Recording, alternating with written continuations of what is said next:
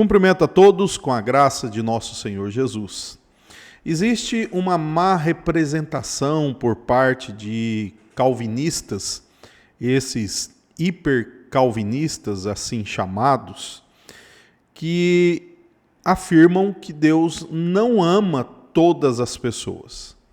E há também os que, na crítica ao calvinismo, usando-se desses, ou também fazendo uma má representação ou apresentação, no caso desses, uma apresentação do calvinismo, quando eles mesmos querem criticar o calvinismo. Então dizem que Deus não ama a todas as pessoas.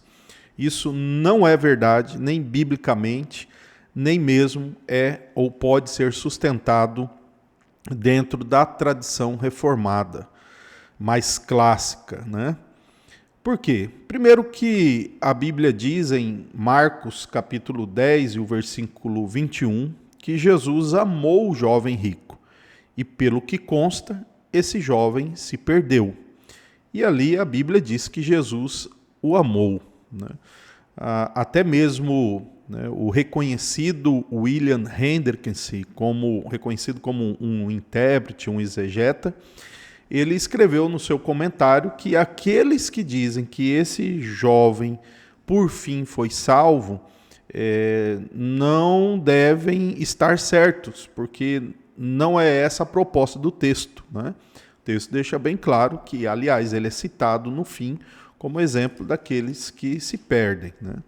Então, biblicamente, não podemos, de forma alguma, dizer que Deus não ama todas as pessoas. E vários autores, né, comentando esse texto, o próprio Louis Berkhoff, na sua sistemática, ele menciona sobre a benevolência e o amor de Deus estendido a todas as pessoas. E como então compreender, dado a sustentação bíblica de que Deus amou a Jacó e odiou a Esaú?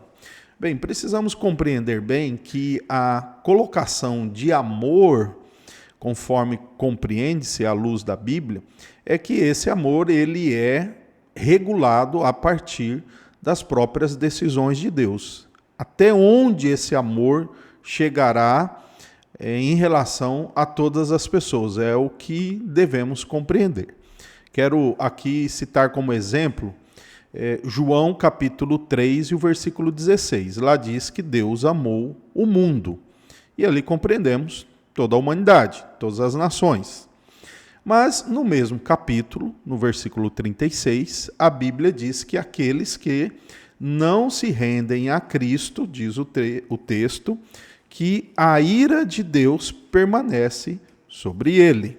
Então veja que no mesmo capítulo que diz que Deus ama, ali mesmo, no versículo 36, diz que a ira de Deus permanece sobre ele. Bom, vamos ainda lançar mais luz com textos bíblicos. Lá em Efésios capítulo 2, a Escritura diz que os eleitos, eles eram filhos da ira, mas que por fim, essa ira não foi até as últimas consequências, no caso da pessoa ou dos eleitos, então eles, por fim, foram alvos do amor de Deus e foram, então, retirados de debaixo da ira de Deus. Então, o que nós temos aqui? Nós temos a Bíblia mostrando que Deus tem uma ira justa sobre os ímpios, sobre os pecadores, mas no caso dos eleitos, essa ira não atingirá os efeitos finais do juízo. Essa ira há de estar satisfeita, no caso dos eleitos, na pessoa de Jesus. Mas os eleitos, que são amados desde toda a eternidade, também foram alvos da ira de Deus em algum momento. É o que a Bíblia diz, certo? Então temos eleitos amados desde a fundação do mundo, desde toda a eternidade, mas a mesma Bíblia diz que esses eleitos, enquanto não convertidos, enquanto não levados ao arrependimento, enquanto não justificados, enquanto não santificados, eles eram filhos da ira, certo? Então temos os dois sentimentos revelados na Escritura. Mas no caso dos eleitos, o amor de Deus vai, por fim, trazê-los para uma condição livre daquela ira. A mesma coisa os não eleitos.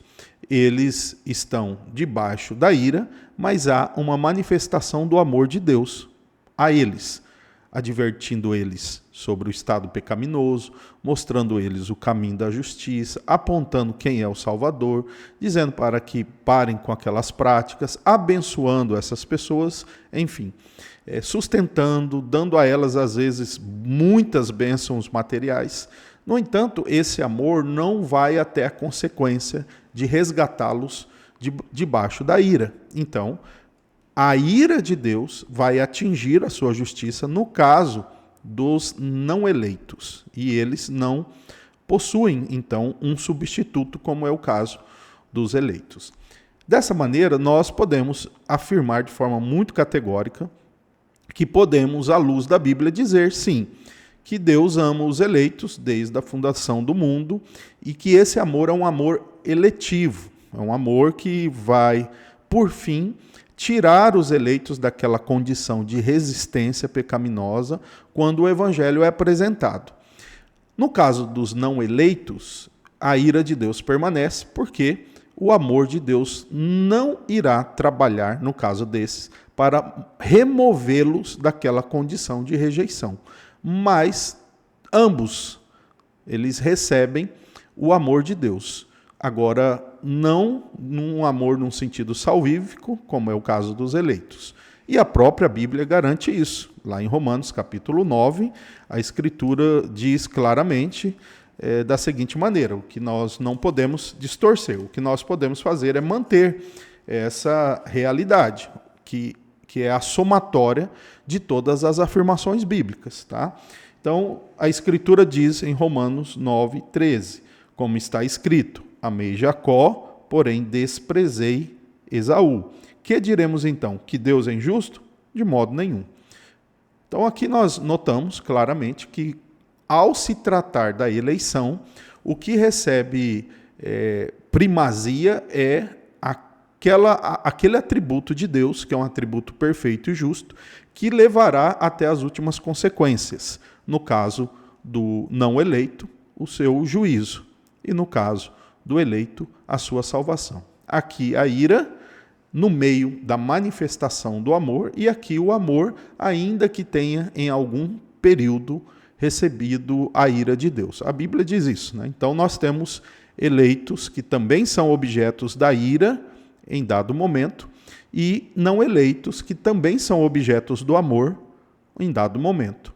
Mas, para efeitos eternos, os eleitos, eles são, por fim, beneficiados pelo amor de Deus, o amor eletivo de Deus, e os não eleitos serão, por fim, punidos com a ira justa de Deus. Então, podemos realmente dizer que Deus ama todos, que Deus demonstra o evangelho a todos, a evangelização é livre e é sincera. Por isso que é comum entre os reformados clássicos, confessionais, usarem a expressão que aparece em Dort, tá?